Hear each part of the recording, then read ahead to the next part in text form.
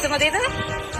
Sabi mo kay Baby Rina, may kahilingan. So, bago natin umpisahan or pagpatuloy natin paksa for today's video, kung bago ka pa lang sa aking YouTube channel, please subscribe po, like, and pakihit na rin po natin guys ang notification bell upang ma-update po tayo tuwing ako po nag-upload patungkol po sa Team Kalingap. So, ngayon guys po ay nakakatuwa kasi itong isa sa mga kahilingan ni Rina ay hindi akalain lubos na naghahangad po itong si Rina sa ganitong klaseng pamumuhay or gusto na po niyang bumalik sa pagiging kabataan at pumasok sa school, no? Ramdam po natin yung nararamdaman ni Rina na sobrang excited na po niya, gustong-gusto na po na magkapasok sa school. Dahil nakikita naman po natin guys, itong si Rina ay gumagaling na po at napakaayos na po niyang kausapin at nandyan na yung response na napakaganda.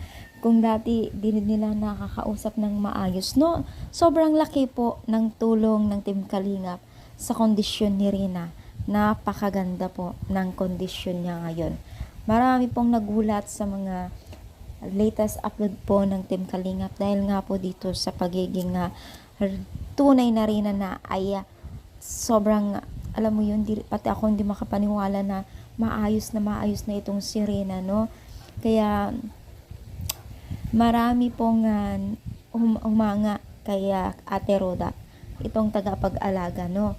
Kasi syempre isang buwan pa lang mahigit itong si Rina sa kanyang pader ay napakalaki na po ng pagbabago ni Rina na sana ay tuloy-tuloy na ito dahil marami pong naghahangad na makita na ang tunay na Rina ang kanyang pagkatao.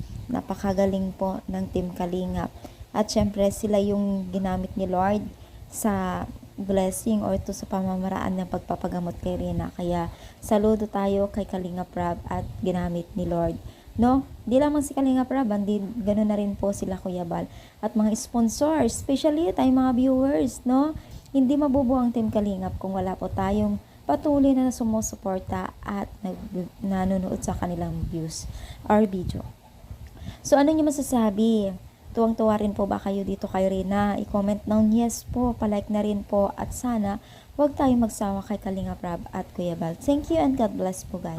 Suportahan ng mga charity vloggers, Kalingap Reactors, nakatuwang sa programa ni Kuya Bal Santos Matubang. I-subscribe ang kanilang mga YouTube channel. Please subscribe. Eyes